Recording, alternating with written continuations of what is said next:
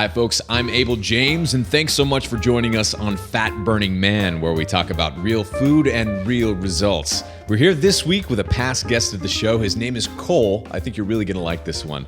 Basically, Cole is a former top video gamer who turned writer and physique model.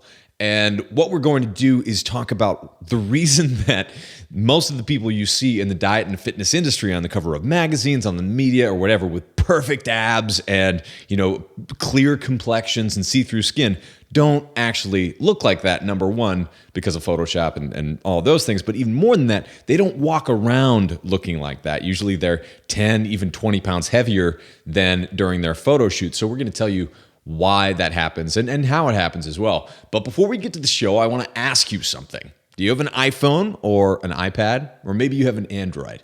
Either way, we've got you covered. My team and I have spent months making some of our best recipes into handy-dandy, cutting-edge apps for your phone and tablet. So right now, you can get hundreds of fat-burning, paleo-friendly, mouth-watering recipes for just a couple bucks.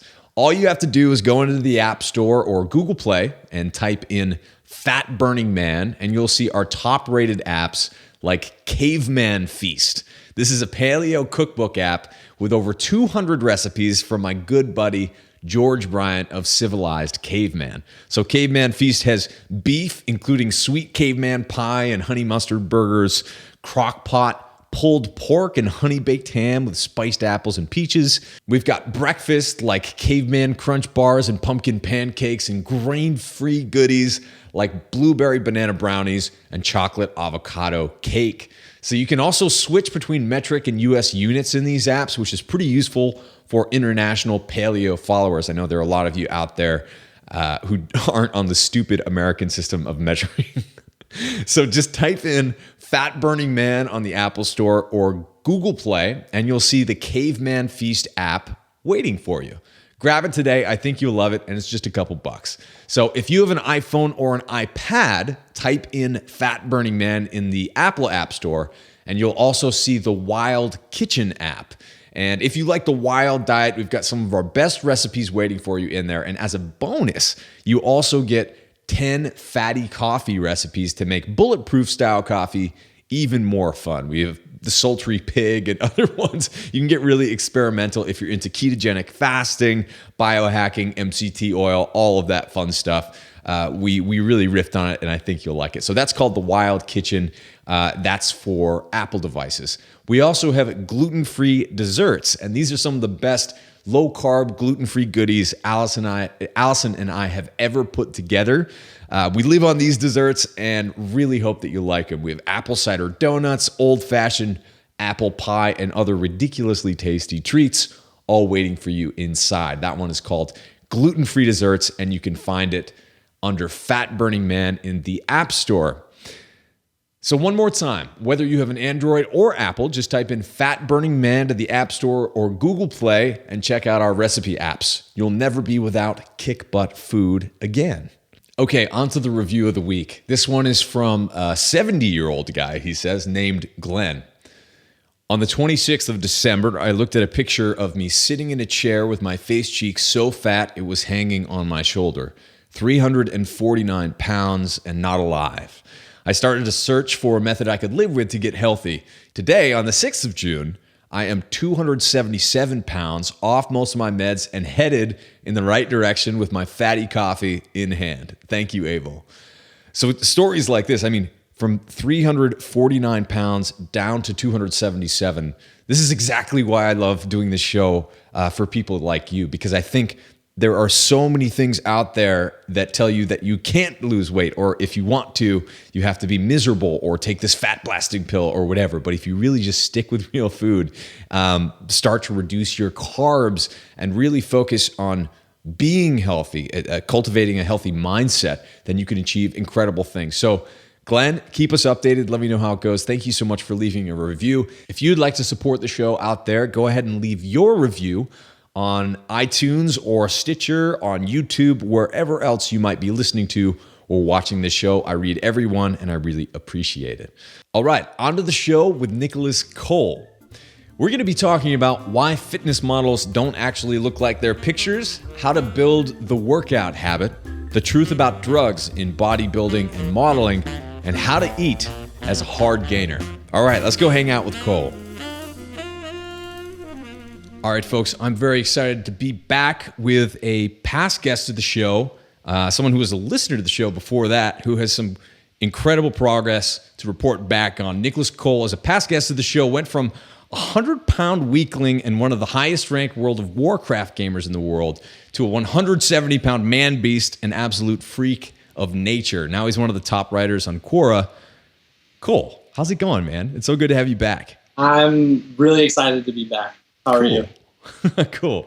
So I remember when I first had you on, I was getting a lot of feedback from people just asking, I've done the rounds and interviewed a lot of best-selling authors, celebrities, and stuff like that, but people wanted to hear from real folks, right? And I couldn't think of anyone better than someone like you who wrote in, totally real person, turned your health around, and then that was almost like a catalyst, it seems like, to really making some incredible progress in your own career, your own life. You've made a lot of improvements that kind of seem to start by getting something that was very intimate under your own control. So let's go back a little bit to there, where you started. Just a quick rundown in case people, because it's been a while. It's been about a year and a half, 2 years since that last episode of the show. Where were you then? Where are you now? Yeah, that's a really interesting question.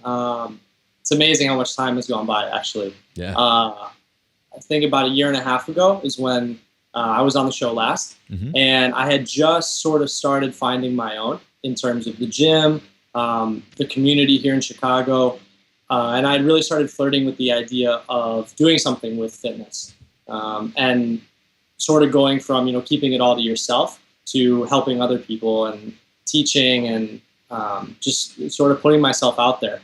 I had just started working at the ad agency that I'm still at now. It's called Idea Booth. I just just come out of school. It was all very new, a lot of new stuff for me.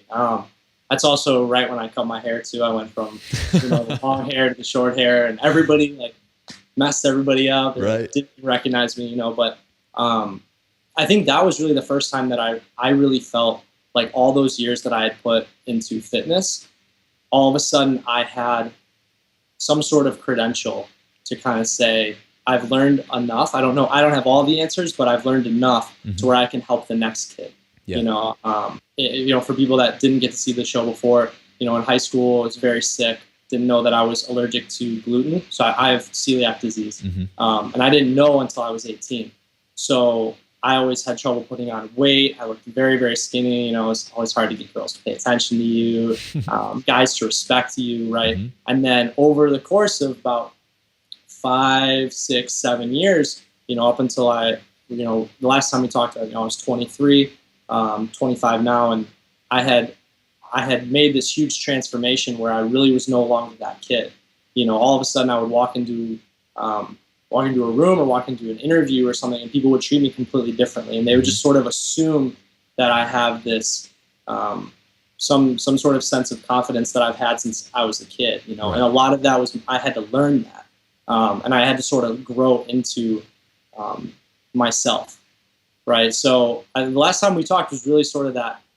It was sort of like the end of that long journey, but then the beginning of, okay, I can take all these things that I've learned. Now what can I do with it? Yeah. What positivity can I use it for? Cool. So what did you learn in the gym that you've applied to other parts of your life?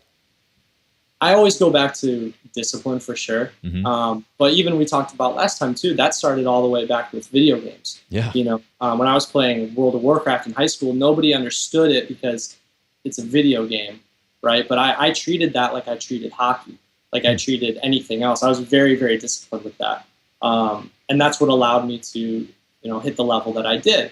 And I sort of took that work ethic and I applied it then to all these other things in my life. And the gym is that perfect analogy. It's like that perfect thing that now I can point to that I couldn't do with video games. I could talk about discipline with video games, but no one would really get it. Yeah. But when I talk about discipline with the gym and I can physically show the transformation in my body, then people start to understand and they get the concept of practice and really what goes into a daily routine that's going to allow you to make changes. Yeah. So what are some of those things that maybe you were doing back then that were effective, but you might have cut it out because it was too much work, or you learned something, you learned that something was maybe more efficient, better for your body. What are some examples? Well, the hardest part, and we've talked a lot about this too, is when you're a hard gainer. So when you have an extremely fast metabolism, the hardest thing is not overworking yourself, because your body's already burning so quickly that I actually hit a point where I was lifting too frequently. And so I was just, it was difficult for me to get past certain plateaus, because, you always think the issues with the gym, and it's always with the food, so even though I was eating 5 or 6 meals in a day, I still have such a fast metabolism, and I was lifting so hard in the gym that I was still burning more than I was taking in. So I think for me, it's been really difficult. You have these goals and you think, all right, I'm going to put in like 2 hours, 3 hours in the gym. There were times when I was doing 4 hours in the gym, lifting with like other like power lifters that took huge breaks between their sets. And when you're not eating even more, it's really hard to keep putting on weight. So that's definitely something that I learned, and it's hard because I see a lot of people with that same problem, and they wonder, how can I put on size? How can I put on size? And then you tell them, don't focus so much on the gym, focus more on the food. And it's a really difficult thing for a lot of people to understand. And it sort of takes, you have to learn that yourself, know? And your bulks, I guess, would automatically be cleaner than most other people's just by function of being allergic to gluten, right? So what does the food look like for you? I eat really clean. I mean, that's part of the reason too. I joke, a lot of my friends can get a lot bigger than I can, and they can do it a lot faster than I can, because I have to eat very clean. I'm allergic to gluten. I'm also dairy insensitive, so I'm like no fun at any party, right? And you're the guy who can't eat that. and I know that everybody just makes joke of it, and it's like, you gotta have fun with it. But I stay eating really clean. And what that really looks like is some sort of healthy carb, sweet potato, brown rice, white rice even I really like, some sort of vegetable. I really like asparagus. I usually put a healthy fat in there. Love coconut oil, avocado. It's really great calories, and when you have a really fast metabolism, the healthy fats they're really good for you. This is one of the few ways that you can throw a lot of calories in without going and eating a McDonald's cheeseburger or something, right? And then protein, steak, chicken, fish, and that's pretty consistent, And then I try and force myself to do cheat meals whenever I can. But even those cheat meals, a burrito bowl at Chipotle is still moderately good for you, right? It's like rice and vegetables and meat, and it's not really that bad. Right. Now, so when do you start eating? Because one of the things, I'll just say this, one of the reasons I thought it was so cool to have you on the show last time is because we were getting a lot of questions from people who were hard gainers, which basically, if you're not familiar with that, that's basically the opposite problem that most people are having, which is trying to lose fat. It can actually be difficult on the other end, especially if you are celiac or you have certain food issues or autoimmune or what have you, to put muscle on. And muscle is one of the best ways to improve your health, to have energy throughout the day, to reset your hormones. And for someone like you, it was so cool having you on, because we're still getting feedback from people who are just like, oh, no one ever talks about us, the hard gainers. What do I do? Like, especially combining the world of like clean eating, paleo, wild, like this type of lifestyle to something that seems like a bizarre problem when most people come to lose fat. What else would you like to share about that? How often are you eating? Where is it timed in particular in terms of your workouts? Like, how are you handling cycling all of this food? It's a really good question. And I think I should start by saying you nailed it. It's a completely different problem than someone, who's trying to lose weight, right? And the hardest part is that a lot of people don't understand what actually has to go into eating that much food. I show up to work every day with 3 Tupperwares, that I'm going to eat throughout the day of 3 full meals. And a lot of times, even people I work with will make the joke saying, I wish I could eat anything that I wanted like you, right? Like, I wish I could just eat and eat and eat all day. But first of all, like, in order for me to have gotten to where I am now, there was a lot of force feeding going on. I mean, when you start as a very skinny kid, your stomach's not used to eating that much, right? So you have to get through that initial phase of eating so much food and getting your body used to it. And that took a long time. I would say that took almost 2 years to really get my body used to that. And even now I still go through, if I'm going to add in another meal in my day, again, your body has to adjust. But in terms of the meals themselves, I usually have breakfast around 7:30 in the morning. And then from there, I'm eating every 2.5, 3 hours all throughout the day. What does your breakfast look like? Breakfast is usually 3 or 4 full eggs with 1 or 2 egg whites. Again, it's a little different, right? If you have a really fast metabolism, you want those fats. You want to add that to your diet. Sometimes some gluten-free bread. I was doing gluten-free oatmeal for a while, although some of the oatmeals, like, I have pretty bad celiac, so it even got down to, you have to figure out if the facility they're making the oats in is a gluten-free facility, right? So, and sometimes even turkey bacon or other ways to add protein, avocado in the morning. And when I've done bulking, I'll even add a hamburger patty, or some sort of ground beef with my eggs. It's really good. Great way to get another 25 grams of protein. And it's interesting too. I really don't do supplements. I've been fortunate in that I have a lot of friends that are competitive bodybuilders, fitness models, and a few of them are sponsored. So they'll give me free supplements to try. Arginine, glutamine.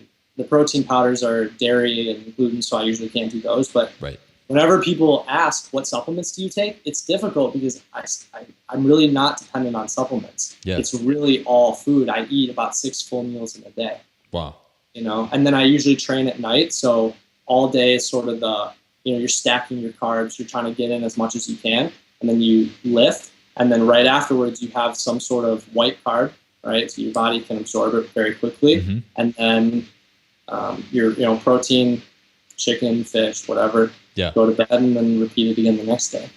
How do you keep that interesting for yourself from a dietary perspective? Because, like, a lot of people, like you said, they'll be like, oh, I wish I could eat all the time and eat all that stuff, and that must be so great. But, like, the grass is always greener. Can you talk about, like, the reality of it? It's a double-edged sword. For a long time, people said, you're lucky because you are allergic to gluten. Right. And I would always say, right, grass is always greener. Like, I want you to try because it's not as easy as it looks. But at the same time, it's given me a newfound appreciation for food, in that whenever someone even says, what's your favorite type of food? If it's gluten free, you know what I mean? Like, I have trouble enough getting food. Like, I just don't want to get sick. That's really it. So if it's gluten free, I'll eat it. But there are plenty of times when I'll get bored of my meals, and that's when I have to throw I'm going to go to Chipotle, or I'm going to go get a gluten-free burger from the place down the street or something. Like, you have to keep it interesting. But the other thing too, as a hard gainer, if I take a week off and I go from 6 meals a day to, say, 3, and I'm just, for whatever reason, fall out of my habits, I see it.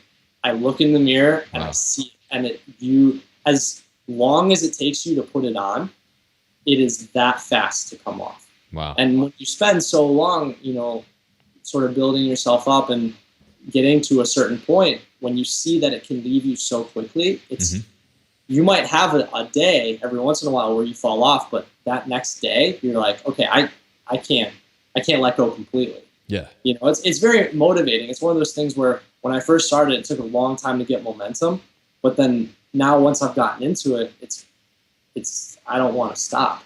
And I found the same thing with a lot of my friends too. Once you hit a certain point, it's no longer difficult. It's part of your life. Yeah, absolutely. There's also kind of this set point where you have your habits, you're doing it well, and you're looking good, you're feeling good, or whatever.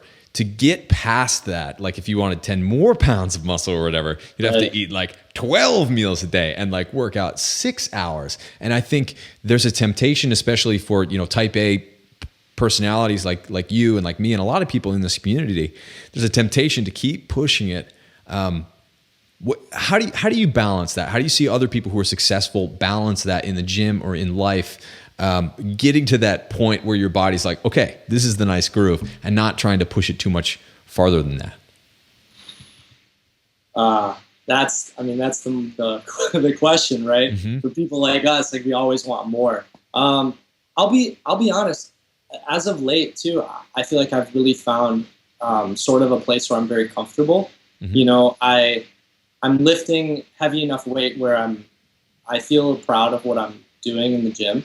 I've maintained a physique that I'm proud of and that I like, but at the same time, I'm not having to buy new clothes every 6 months. Mm-hmm. You know what I mean? So I've sort of found like a general space where right now I'm happy, but it took me a long time to accept that. Yeah.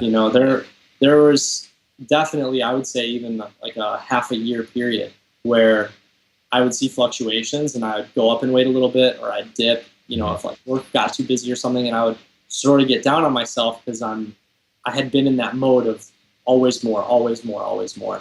And I think at some point, I think what it was is I realized that I was never going to compete. Mm-hmm. It was really the changing point for me. Yeah.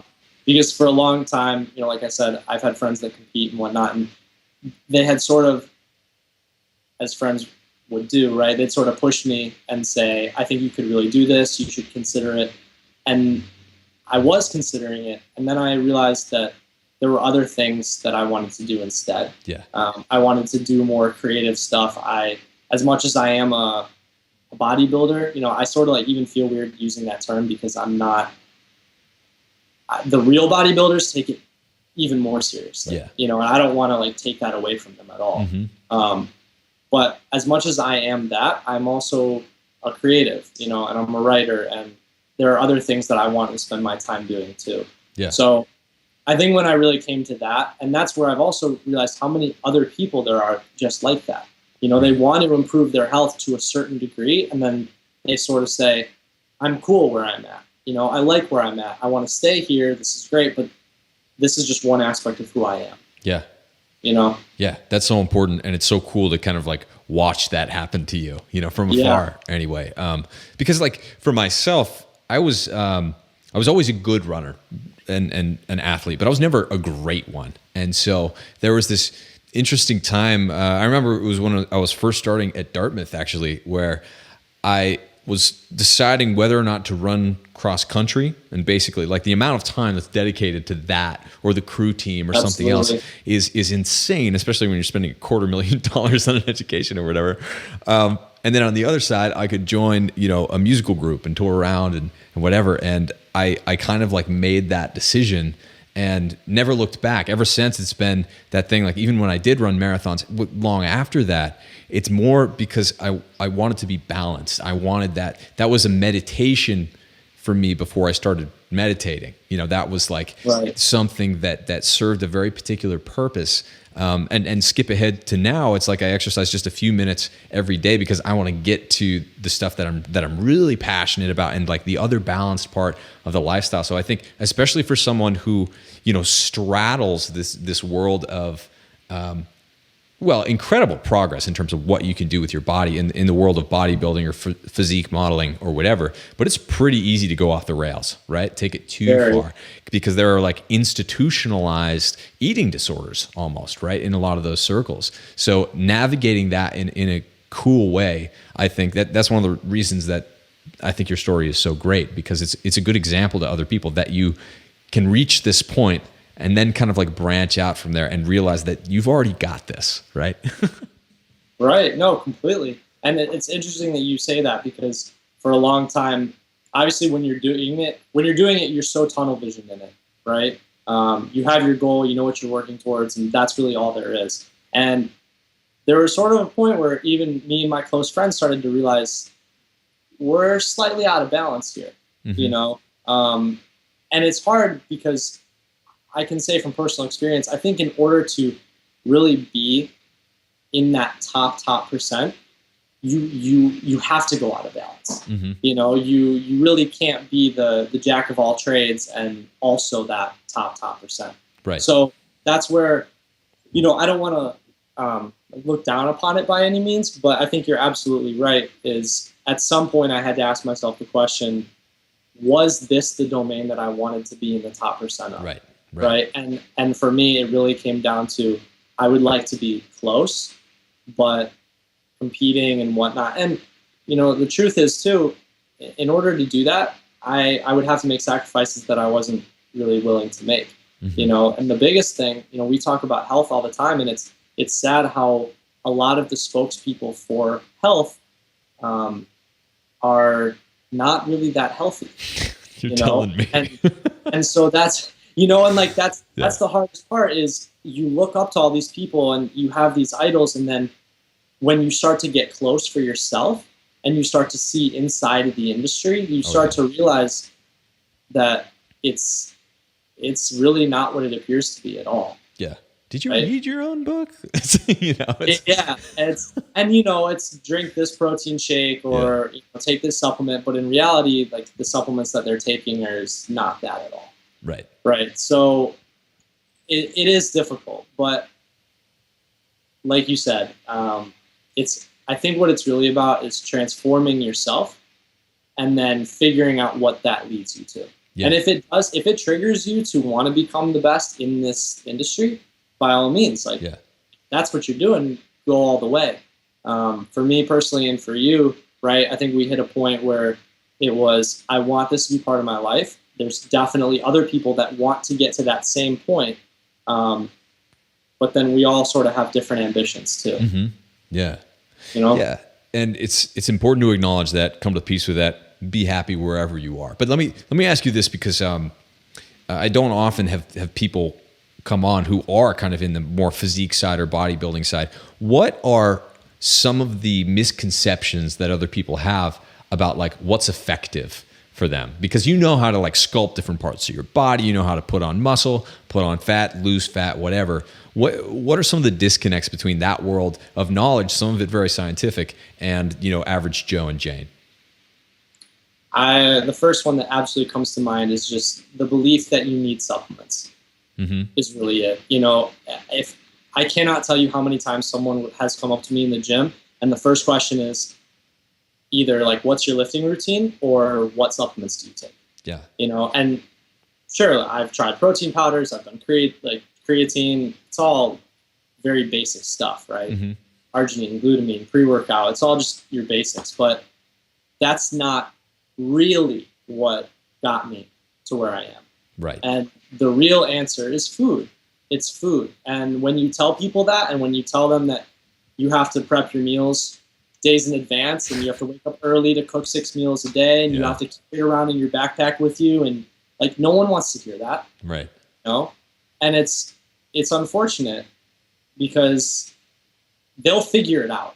Right. At some point they'll put in the work and they will figure it out themselves. But I would say that is the biggest disconnect. Yeah. Is everybody thinks it's about the workout routine. It's important, but that's like 30%. Mm-hmm. 70% food, 30% workout routine. I love that. That's why we talk so much about food and trying to make it delicious and fun and interesting, because it's really easy to lose sight of how good we have it, right? Like even the ability to eat, certainly to eat anything. But another thing I want to go back on or go back to is that I think it's so interesting that a lot of people listen to this show and other sorts of things like this to lose fat, and the answer a lot of the time is to eat fat. And the answer for you on the other side, to bulk up the right way, is to eat fat, especially like the ones that you mentioned, coconut, avocado, like grass-fed animals, healthy fats, not processed stuff. And also, while it might seem like someone who has this perfect slap on the cover of a fitness magazine body has the perfect supplement or has the perfect shake or has the perfect workout, like all of the headlines on Men's Health or other fitness magazines and things like that mention, it's really just about food. It's absolutely about food. And I really don't want to say it, but I feel like it's one of those things that needs to be said too. Is a lot of people don't understand also that what they're looking at is, to put nicely, like performance enhancing drugs. Yes, thank you. And I know that's like the taboo conversation, and a lot of people don't want to have it, and a lot of people don't believe it. But that was really the fork in the road for me. Yeah, was I realized that in order to take the jump, that's what I would have to do. Right. And it just, I think the biggest reason why I didn't want to was because then everybody would think that in order to get to where I am right now, that's what it would have taken. And that's not what it took, right? Like I wanted to show what and how far you can go without it. Right. So it's like, do I sacrifice the last top percent? Okay. Yeah. But I think it's important to have that conversation of really going back to the food and what are your habits, and like, if you're struggling, how much are you drinking? A lot of people that my friends, people I know, people that want to change their lives, right? You give them the recipe, and then even if they're eating the healthy food, if on Friday, Saturday, Thursday night, they're still going out and drinking a ton, right? You're defeating the purpose. Right. It's not like eat my good meal so that I can completely go off the deep end later. You have to rethink your approach. It's a daily thing. It's a lifestyle. It's how you treat yourself and your body. Yeah. Yeah. And so let's talk a little bit more about that too. Kind of like let's open the curtains on the way that things actually work in terms of like fitness modeling and getting ready for shows or whatever. I think a lot of people are just like, oh, bodybuilders always walk around like that, or the people who they see on daytime television, women with abs or pulling it up and they're like totally shredded or whatever.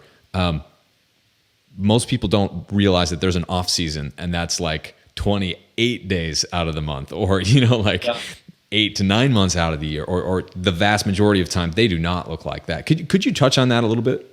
Yeah, I think the biggest thing too, and I'll be the first to admit it, even when I'll do photo shoots, what I look like in the moment that they take the picture is not what I look like even the few hours leading up to it. Yeah. You know what I mean? Like there's a method to the madness, and if I'm preparing for a photo shoot, I'm going to eat differently for that week, and then the 3 days before, I'm going to change that a little bit. And then the day of, I'm going to change that a little bit. And so by the time they are taking that picture, you all the variables have sort of come together for like this ideal situation. And then when you're done, you eat again, right? You go back to looking like a normal person for the most part, right. And I've even had friends too, if I go say, hang on the beach or something, right? And you take your shirt off, and someone that maybe doesn't know you that well but has seen your pictures, they'll say, oh, well, it looks sort of different. You don't walk around like that. And it's almost like this level of disappointment, but people don't realize that that's reality. That's what life, that's how a normal person looks, right. So a lot of the photo shoot stuff, it's so hard. That was even something like I still struggle with too. If I want to go do a shoot, because you're always comparing yourself to not only your own pictures but everyone else's pictures. Right. And so you look in the mirror and you're wondering and you're questioning, am I ready? Am I good enough? But you're comparing your average self, your everyday self, to this, like all the variables have lined up in this one moment. Right. The light, the water depletion, the carbs, everything is just. It's not like that all the time.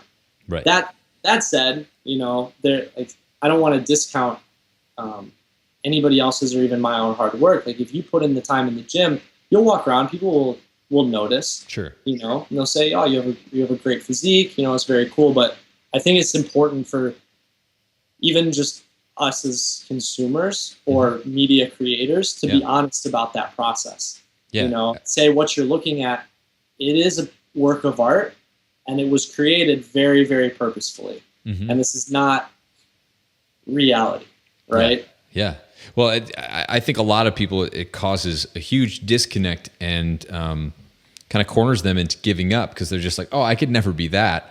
But it's, Right. I just want to emphasize that like most things that you see are not only photoshopped, especially in traditional media or whatever, but also at this peak level that these physique competitors get to and stay at for this little window of time, usually about a few hours. And for me, like my podcast art, you still can have visible abs. I had favorable lighting, that came from the sun or whatever, but like that was after I did a workout. So I also look like 30% bigger than I do normally, right? Because I have that huge pump and like I'm feeling good and I'm all like revved up. And so it's easy to forget that all of these people who are doing the modeling or on the cover of magazines or whatever are regular people too. And they're so much more average than you'd ever expect them to be in real life when you meet them. And certainly when you see their habits and when you see the people who like stretch it too far for too long, a lot of times they'll snap back and totally, fall off. And most people don't look like they do in actual pictures. No, and I will be the first to admit that I'm probably one of those people. Like even my close friends, they'll call me the magician because Really? It's like I go and take pictures. I look a lot bigger than I actually am. Yeah. And that's, that's okay. Like it is what it is. That said, a few of the pro bodybuilders and the pro fitness models that I know, those are guys, and I want to say this because I don't want to discredit their hard work, because I admire that sport and what they do. Those are people that when you see in real life, they look ridiculous. Yeah. I mean, they really do. So that's really cool, but not everybody can get there. You know what I mean? Yeah, absolutely. Well, it's just all about like, why are you doing this to begin with? Right. And so I have a show called Fat Burning Man, but it's really about like philosophy on how to live a better, happier life. And health is just the excuse to start the conversation in a lot of ways. But it gets to that why. Like, why do you want to do this? Is it to live longer? Because if it is, then doing bodybuilding for too long, and especially if you start juicing like the best of them, get best in air quotes, then those are totally different and disparate goals. There are different why, there are different ways to get there.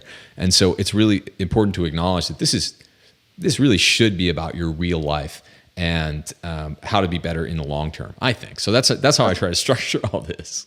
No, absolutely. And if, like I said, if that's your goal, right, like absolutely go for it, but go learn from the people that are living that, have experienced that, and they'll tell you that road is very different. Yeah.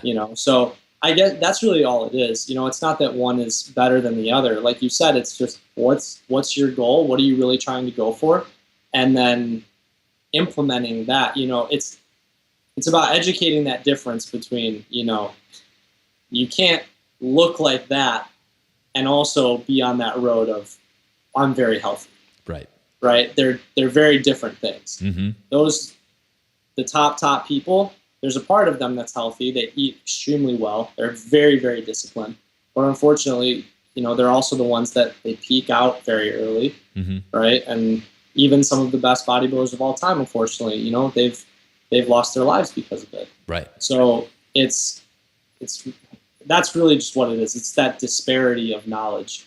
So a really good friend of mine, the gym that I train at in Chicago is called Quads Gym, one of the top 10 gyms in America. Very old school bodybuilding, pictures of all these famous bodybuilders and physique models on the walls, and a lot of pro athletes, bodybuilders, physique models, etc., have all trained there.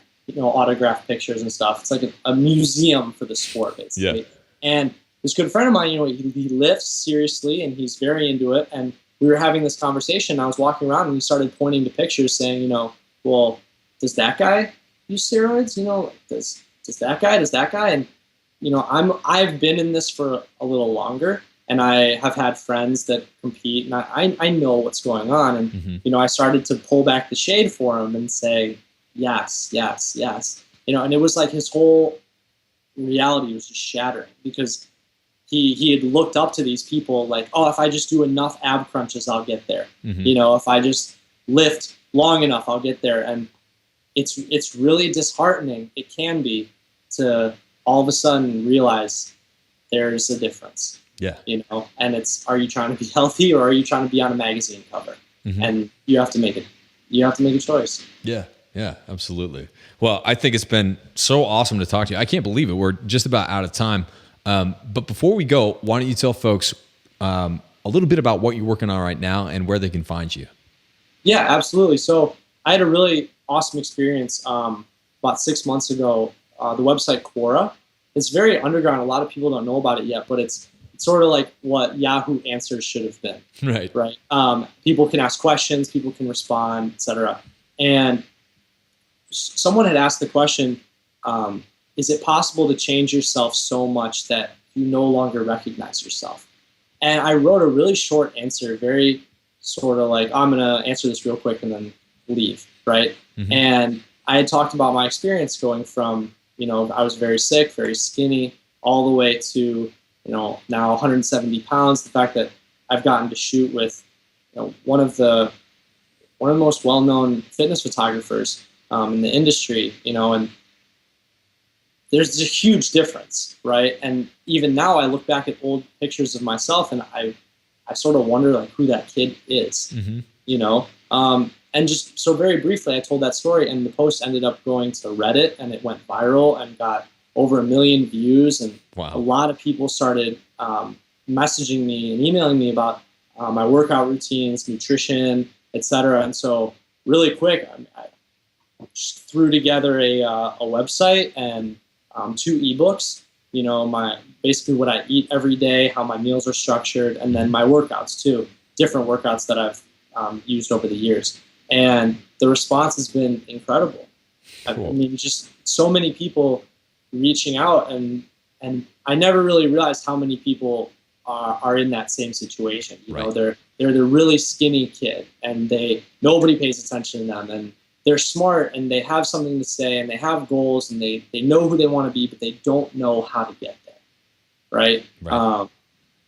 And I think it's been very cool. So anyway, the website is www.nicolascole.com. We've got the ebook section up there, and then hoping here soon to release my first book. It's a memoir about my years playing World of Warcraft, and at the same time being that skinny kid, you know, and what it was like to be sick and not understand why, and nobody really paying attention to you, and that gives you a lot of time to reflect and a lot of time to think. And I channeled that into a video game. And that's really the foundation. That's where I learned a lot of these early lessons about discipline and about work ethic and chasing a dream, really. So that'll be cool. I hope to share that with people here soon. Awesome. It's so fun. As someone who married a former professional video game player, I can say that you guys and gals have some of the most discipline I've seen in almost any industry or any style of living. It's incredible, and I look forward to reading it. It's really cool. So Cole, thank you so much for coming on. This has been awesome. No, thank you. I really do appreciate it. Awesome. We'll chat with you soon. Okay, sounds good. Hey, this is Abel James from Fat Burning Man, and if you liked this video today, please take a quick second to subscribe to this YouTube channel. Now, I have a quick question for you. Do you want to learn how to get fit and lose fat by exercising less? Get the step-by-step strategies for how to do that right now for free. All you have to do is subscribe to this channel right now, then click the link below to fatburningman.com. Enter your best email to sign up for my newsletter, and I'll send you a quick start guide to burning fat right now and some ridiculously good recipes as a special thanks. Once again, just go to fatburningman.com right now and enter your best email to get your free fat burning download straight to your inbox. Talk to you soon.